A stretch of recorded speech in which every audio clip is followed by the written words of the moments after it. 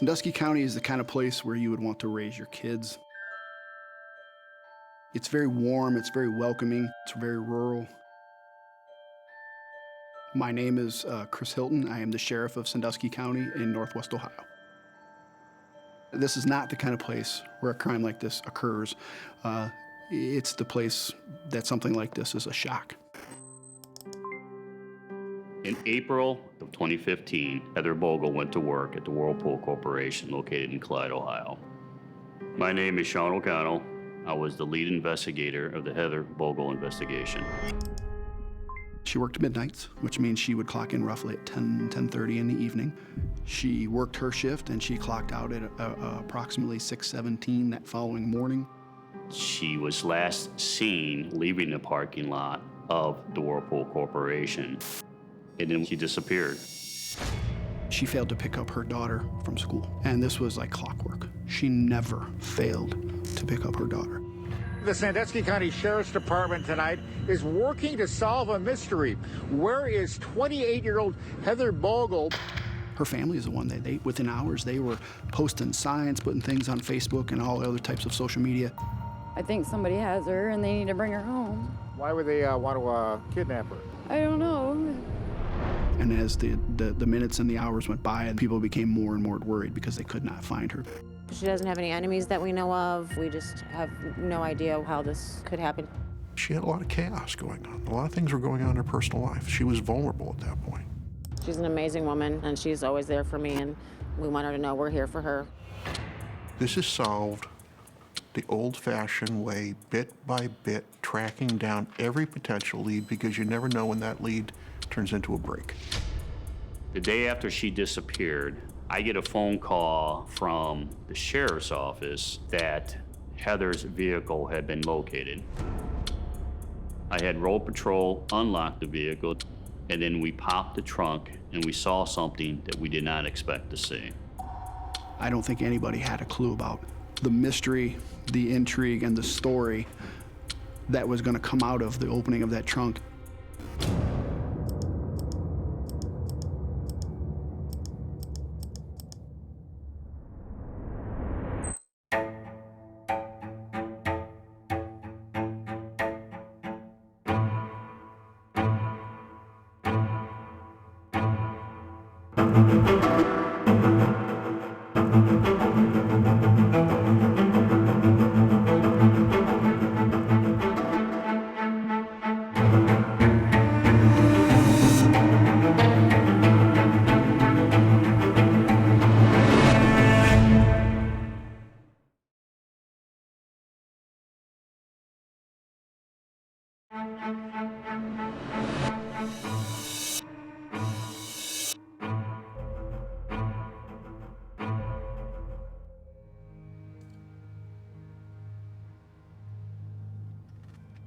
A lot of times in law enforcement, we look at things and we try not to see them for what they are.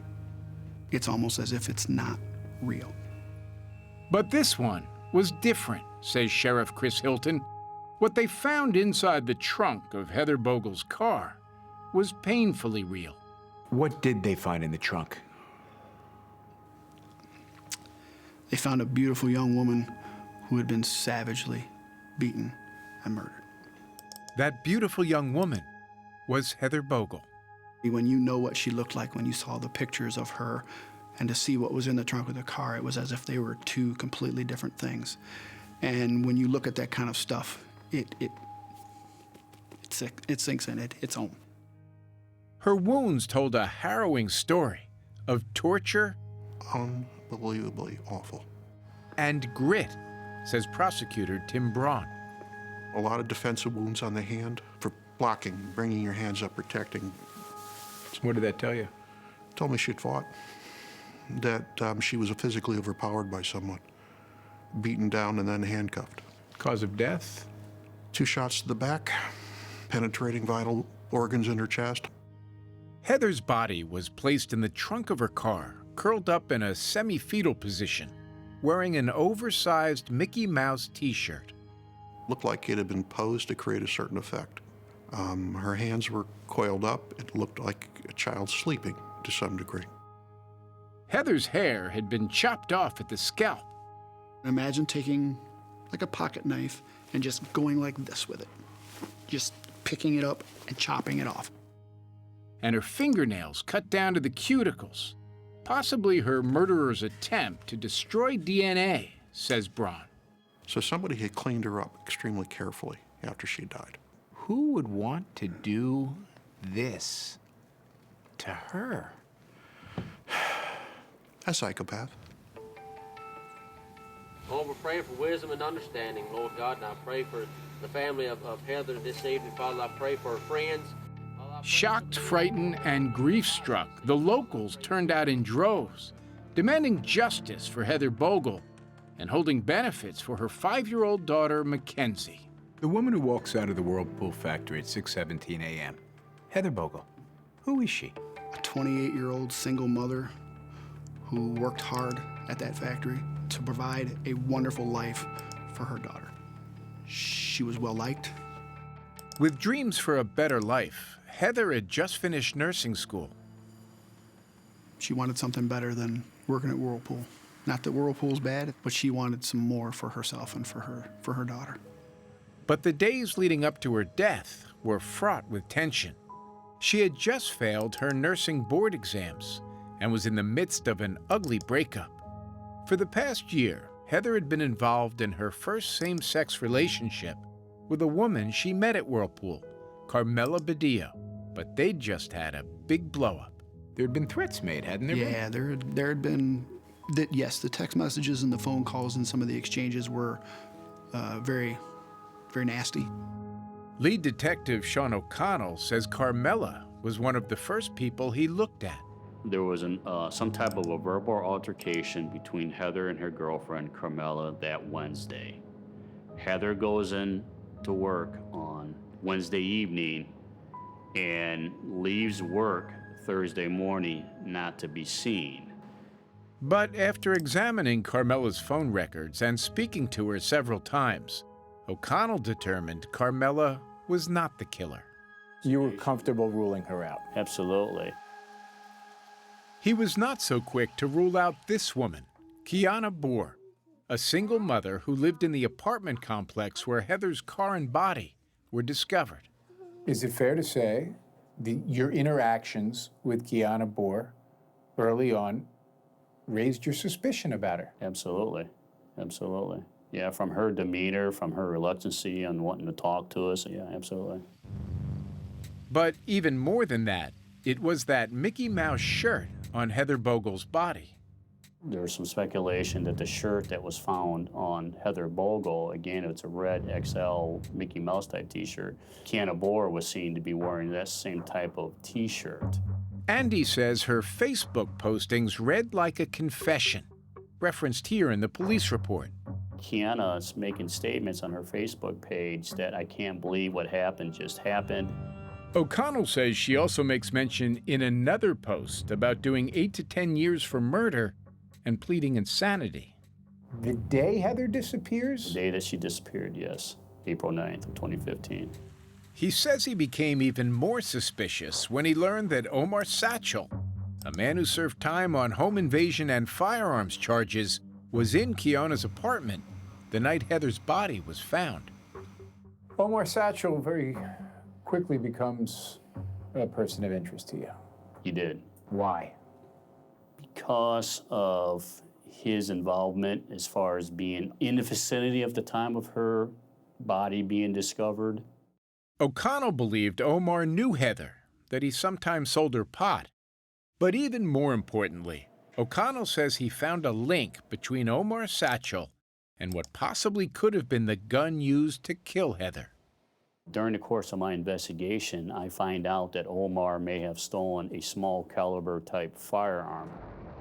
Neither the gun nor the bullets were ever found, but O'Connell claims a source told him that a third accomplice, a friend of Omar's named Kayrie Jeffrey, dumped the murder weapon. So according to my source, who was standing next to Kayrie walked up along the riverbanks and tossed this black bag containing the firearm used in the homicide into the river, which ultimately prompted us to launch a dive team into the river in hopes to recover the bag. Came up empty. Came up empty.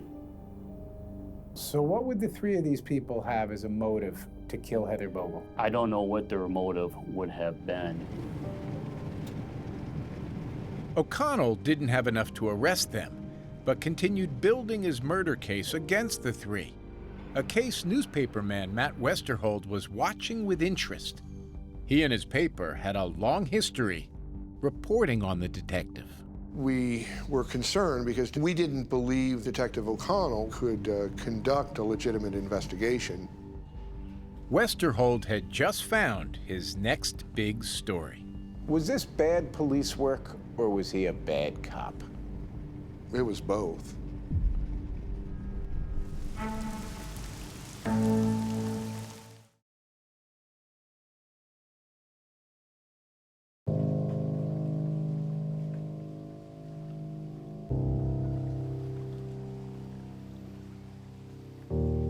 There was Kiana Boer before Heather Bogle's murder. Got a house for me and my kids, got a good job at a nursing home, and everything was going real smooth. And then there's Kiana Boer now. So it's like the dark cloud that's always over my head. And who put that dark cloud over your head? Sean O'Connell. Kiana says Detective O'Connell targeted her from the night Heather's body was found. I lived in this apartment right over here. Raiding her apartment. They went out of their way to throw all of our pictures in the trash. And storming the nursing home where she worked with a warrant for her DNA. I'm wheeling a resident out the dining room to go get him ready for bed. And all the detectives, the police come in there, guns out. And they had their guns drawn? Yes. O'Connell publicly named Kiana a suspect. She lost her job, her apartment, and her reputation.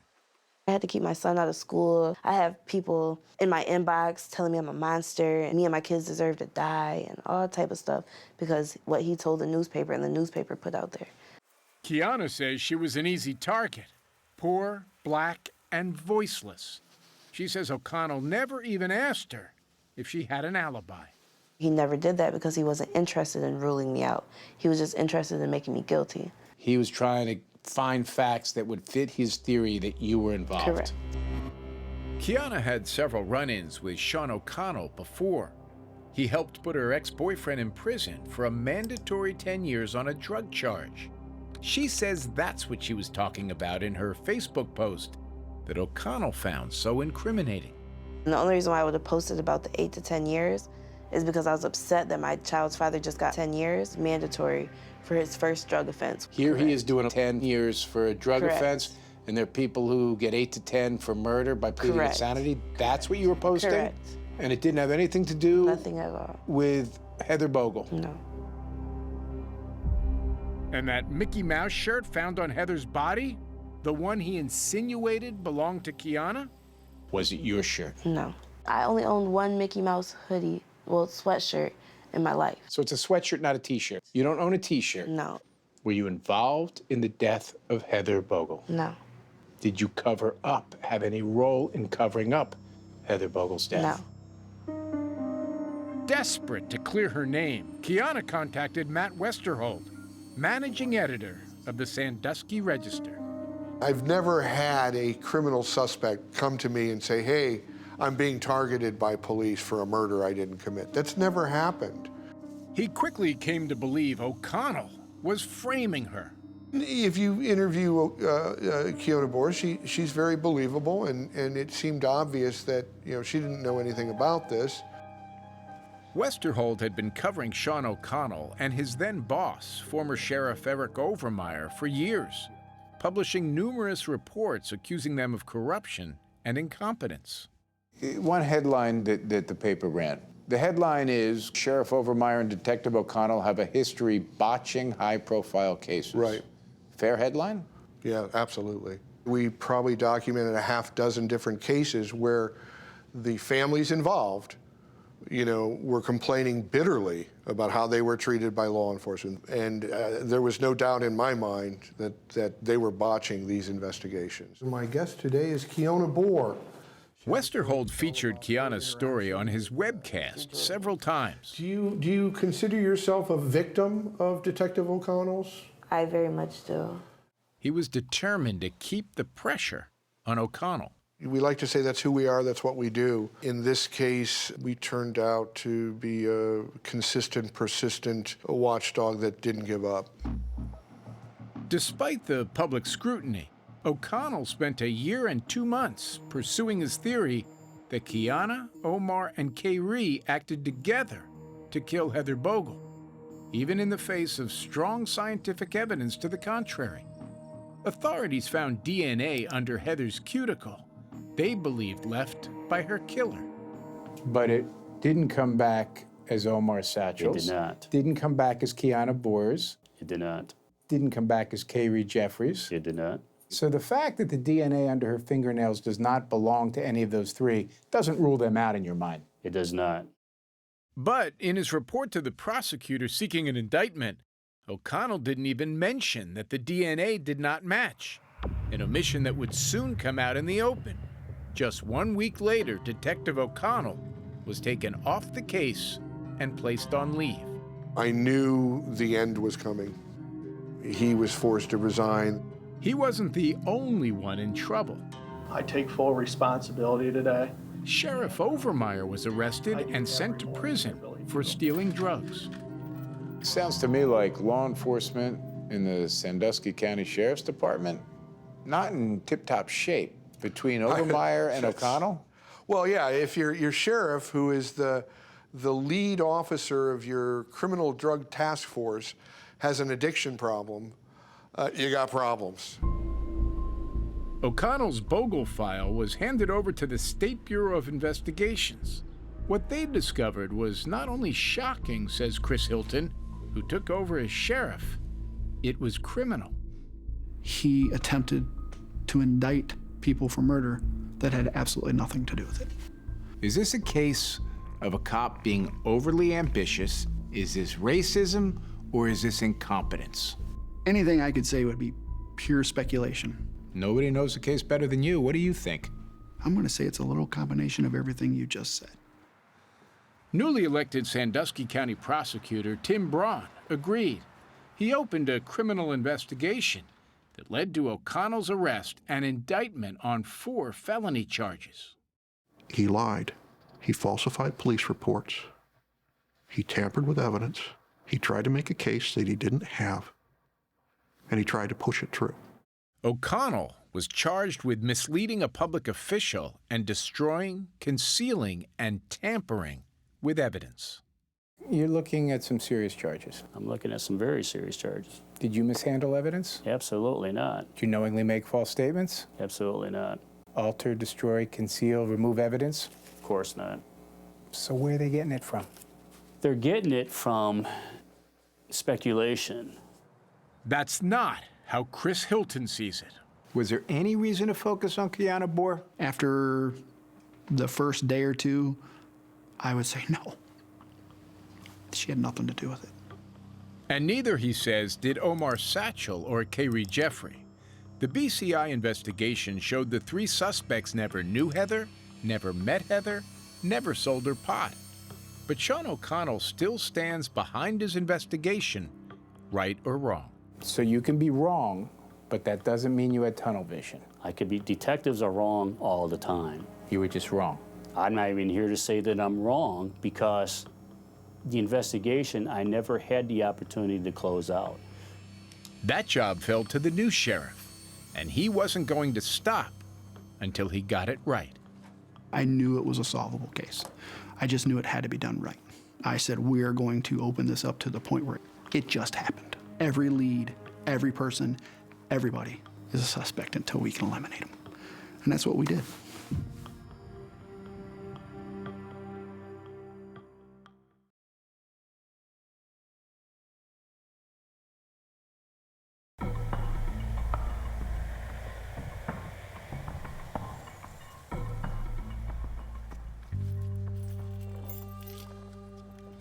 Heather Bogle had been dead for nearly 2 years when Sheriff Hilton and his team took over the investigation. They had no clue who killed her, but were positive it was not a random killing. We felt that whoever did this had something personal against Heather. Someone she'd just had a huge fight with. Someone who'd written her an angry note found in the car where she lay dead in the trunk. Someone like Heather's ex-girlfriend, Carmela Badillo. To me, she would be a logical person to investigate. I mean, again, when you look at the condition with which Heather was found, there was passion and anger in whoever did that. Carmela, who'd been quickly cleared by O'Connell, went straight to the top of Hilton's suspect list. So you guys are basically... I was done. Like, well, it sounds like she was done too. After Monday, she was brought in for questioning. The last month, I'll agree with everybody. It was horrible. It was rocky. You didn't know what was going to happen next. But the sheriff would soon rule out Carmela when he found a new suspect. Investigators started digging through Heather's social media and Gmail accounts, and suddenly, there it was. Stored in Heather's GPS records by Google, an electronic trail of coordinates showing Heather's exact movements from the moment she left work at 6:17 a.m. Is this your aha moment? Absolutely. We knew we had something. We could at least say definitively this is where she went after she left work that morning. At 6:30 a.m., 13 minutes after leaving work, Heather's phone GPS places her in a trailer home a few miles from the Whirlpool plant. And we find out later that day it belongs to Daniel Myers. Well, who was Daniel Myers? We had no idea at the time. We find out very quickly that Daniel Myers worked with Heather. We find out that he worked with her that night. We find out that he left approximately the same time that morning. That's when we went, aha, we got something. Investigators knocked on Daniel Myers' door. He was cooperative, but not overly. He kind of distanced himself from knowing Heather. They recorded their conversation. Did you know her at all? Very, very little. Very little. Just more, very limited conversation. One of the things he says that really makes the hair stand up, like, why are you still investigating us? This is what he's asking. Like, this is done. It's over with. It's been 2 years. I guess it's a little odd that, you guys are... No, I know it's a cold case and you guys are just, grasping at straws trying to figure out. When I listened to it, I was like, oh my God, this might be our guy. This might be our guy. And then the clincher was at the end of that interview, they asked for a DNA sample. Well, I'm going to pass on that. I didn't really know the girl or anything like that. He's the first person that said no. Investigators returned 2 days later with a warrant for his DNA to match it against the DNA found under Heather's cuticle. We got a search warrant for your DNA. Okay. So what we wanted you to do is to be a little more forthcoming to help us narrow this thing down. Because you know what? We're narrowing it down. Okay. Okay?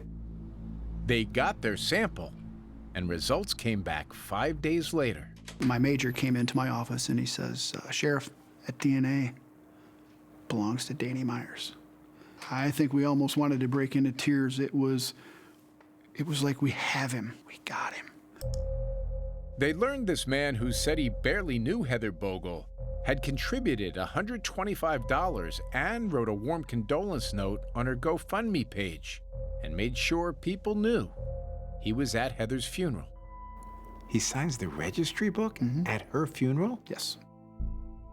It's a kind of guy who's trying to look normal. He's trying not to do anything that would trigger in anybody's mind that maybe Danny Myers is just a little different.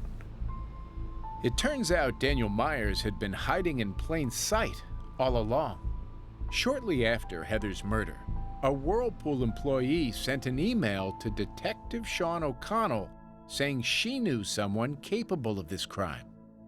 And she point blank told us I was going to tell him I thought it was Daniel Myers. But O'Connell, already fixated on his 3 suspects, never followed up. If you had worked the Whirlpool angle a little harder, do you think Daniel Myers' name might have surfaced? I don't know how we could have worked it any harder. I mean, what more could we have done? It didn't take Sheriff Hilton very long to figure it out.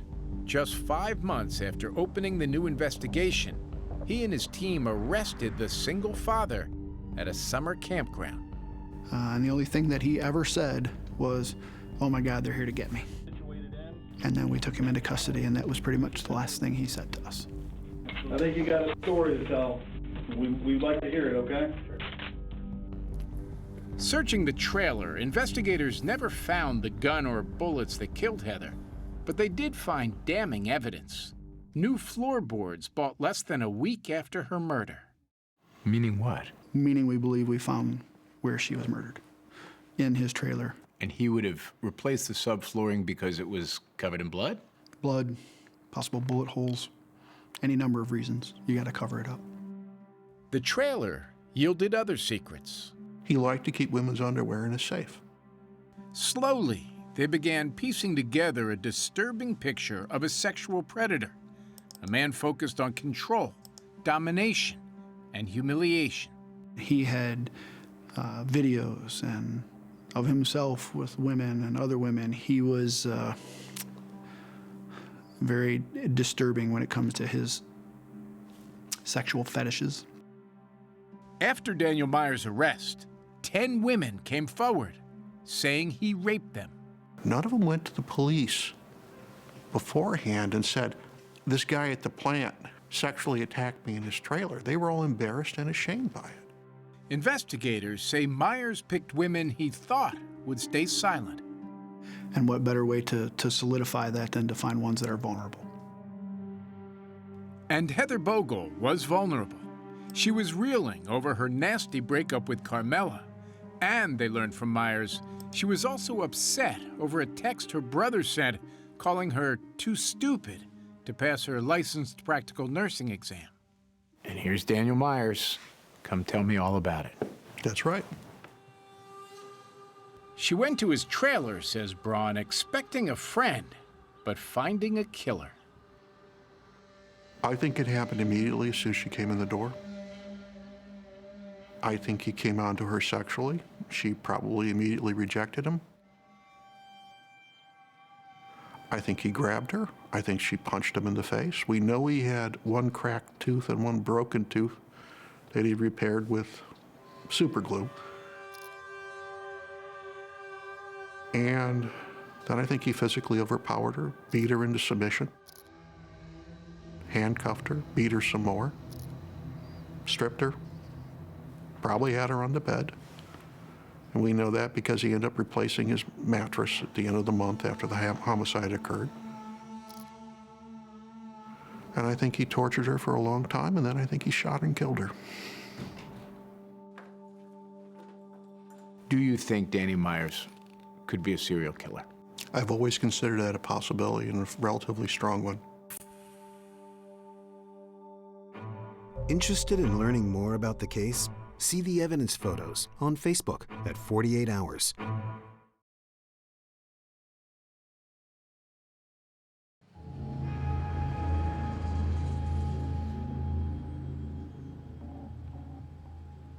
Prosecutor Tim Braun has made a career of putting violent killers behind bars and says Daniel Myers seems like a pro. Most people, first time they kill somebody, they're overcome with emotion. They do stupid things. Danny Myers rationally and meticulously attempted to cover this case up. That usually takes experience. He seemed to have it down to a science, says Braun, cutting down Heather's fingernails and cleaning her body in an apparent attempt to remove DNA evidence. Have I dealt in the past with people who've attempted to destroy genetic material? Absolutely. And usually... Not their first rodeo. Not their first rodeo.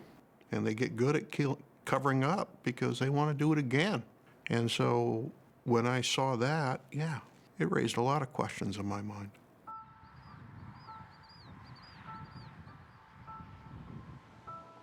Lorianne Haley says if Tim Braun is looking for proof Daniel Myers killed before, he doesn't need to look any further than her sister, Leanne Sluter. You think your sister was murdered? Yes. By Danny? Yes. No question. No question. Leanne was Daniel Myers' ex-girlfriend and the mother of his son. Nearly 6 years before Heather Bogle's death, Leanne was found with a single gunshot to her chest. This crime scene photograph shows the .22 caliber rifle beside her. Authorities quickly ruled it a suicide. When you heard that word, suicide, No, no way? no. I just talked to her 12 hours prior. There was no indication whatsoever that she was crying for help or giving me any signal. Even more alarming, says Lori Ann, is why Leanne had a gun at all. I knew my sister hated guns. She would not allow to have a gun in her house. So that's a giant red flag. Yes. He supposedly told investigators it was for her protection. I'm thinking to myself, protection from what? Daniel Myers admitted to giving the gun to Leanne for her security, but Lori Ann was skeptical of how her sister could use it to shoot herself in the chest with its long barrel and then leave it lying neatly next to her body. How could she do that with a rifle? Yeah. Impossible. How could she reach the trigger? Well, that's the issue. A lot would remain unanswered, says Tim Braun. Leanne Sluter's suicide, in my opinion, was not a properly processed crime scene in the sense that it was not photographed well, evidence wasn't collected, it wasn't done correctly. So if they had done gun residue tests on Daniel Myers' hands in that 2009 investigation, they would know unequivocally whether he had shot that weapon. That sounds like standard operating procedure. Right. Well, this is Sandusky County Sheriff's Office, and at that time, it was not a professional agency. I believe the investigators at the time took Daniel at his word that she killed herself. Do you think if your sister's death had been properly investigated, Heather Bogle would be alive? Yes. You didn't hesitate one bit. No. Investigators recently took another look at Leanne's death. They came to the same conclusion of suicide after determining Leanne was physically able to reach the rifle's trigger after all. An undated letter also surfaced. Authorities say this is her handwriting and reads like a suicide note. All I ever wanted was to just die so that the hurt would stop. Daniel Myers' relatives say they found it in his home after his arrest. I don't believe it was fully authenticated. I don't understand why he had it for so long. And then all of a sudden it pops up, case closed, done. It's just sad that, the justice system wasn't on our side. I know that he killed her. He knows it. Problem is you can't prove it. Now, Lori Ann is hoping to get justice for her sister through another victim's case. If found guilty of killing Heather Bogle, Daniel Myers could be sentenced to death. And in your view, your sister's killer Yes. would be executed, Yes. not just Heather Bogle's killer. It would be both. Yes.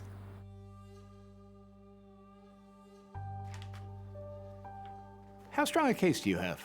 In my experience, we had a very, very good case. Tim Braun has Myers' DNA under Heather's fingernail, the GPS records placing her at his trailer, and his history of violence against women. But there's one huge obstacle: Sean O'Connell. From a trial lawyer's standpoint, it was a nightmare. It's a nightmare because you have the original investigator pointing the finger at other people. And that would provide a convenient alternate suspect theory for any defense attorney. So before Daniel Myers could stand trial, the prosecutor believed Sean O'Connell would have to be discredited once and for all, officially ruling out his three suspects: Omar Satchel, Kayrie Jeffrey, and Kiana Boer. I just hope what O'Connell did to us doesn't affect Heather's justice in convicting Daniel Myers. And they were about to find out. Tomorrow at this time, I could be at a local county jail getting ready to be booked in. I don't want that to happen. I don't think that should happen. I don't think what I did warrants this to happen.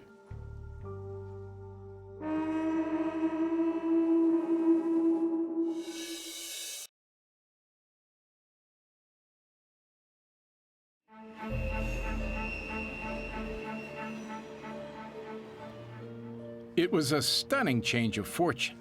Sean O'Connell, once a detective charged with upholding the law, Hey, buddy. is now facing a trial for breaking it. Accused of 4 felonies in connection to his Heather Bogle murder investigation, in which he focused on 3 innocent people. O'Connell remains defiant. Do you feel you owe Omar Satchel, Kiana Boer, and Kayrie Jeffries an apology? Why would I apologize? I mean, if you look at... Because they didn't do it? How do we know that for sure? But the day his trial was set to begin, O'Connell finally admitted to a mistake. He pled guilty to 1 felony count, tampering with evidence by omitting the DNA results that excluded his 3 suspects. All I can do now is just kind of hope for the best, not only for me, but for my family when it comes time for sentencing. The former detective arrived at his sentencing hearing with his wife and family by his side, hoping for probation, but preparing for prison.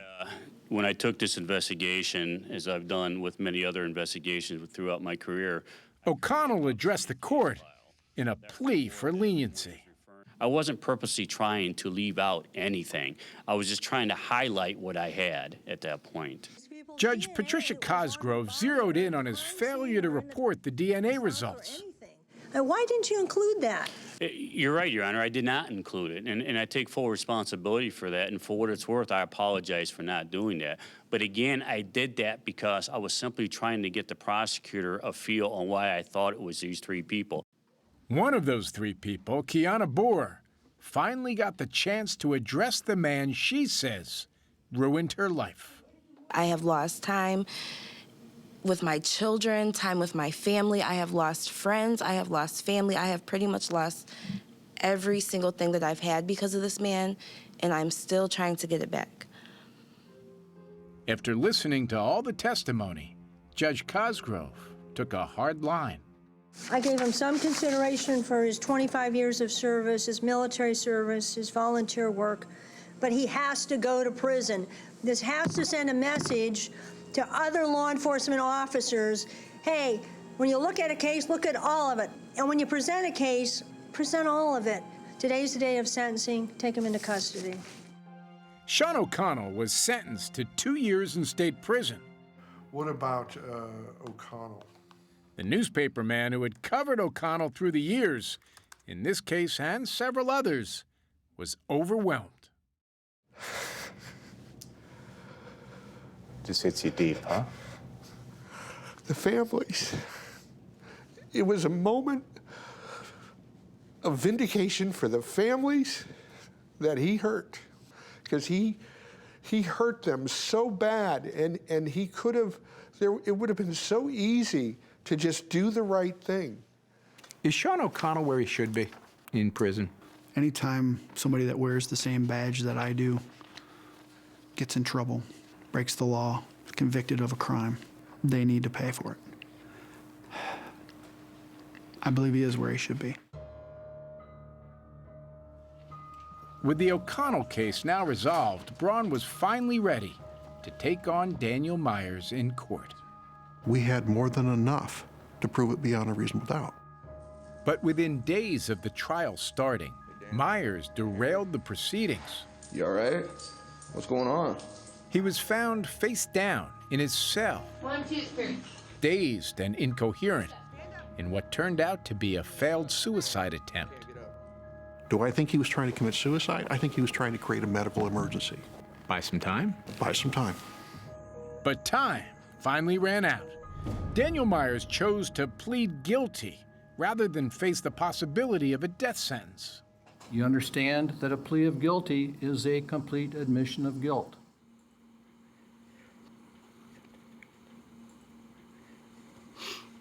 Yes. I want you to know that you took away a mother and a friend and a loved one that no one can ever get back. One-time suspect Carmela Badillo spoke directly to the man who tortured and killed her former girlfriend. And I want you to know, Daniel Myers, I do not forgive you. No one in this room can say that they forgive the devil. People say, Sheriff, how could he do this? Why would he do this to such a young, beautiful woman? What was he thinking? And I would tell them, this man is a monster. Daniel Myers will have a lot of time to think about what he has done. He'll spend the rest of his days in prison with no chance of parole. After nearly 4 years, the people of this county finally saw justice. Sandusky County is a great place. I think it's a little better now, and I'm proud of that. Heather Bogle's memory will live on in the hearts and minds of the people of Sandusky County, who are now free to remember the beautiful young mother she was and imagine a life that could have been.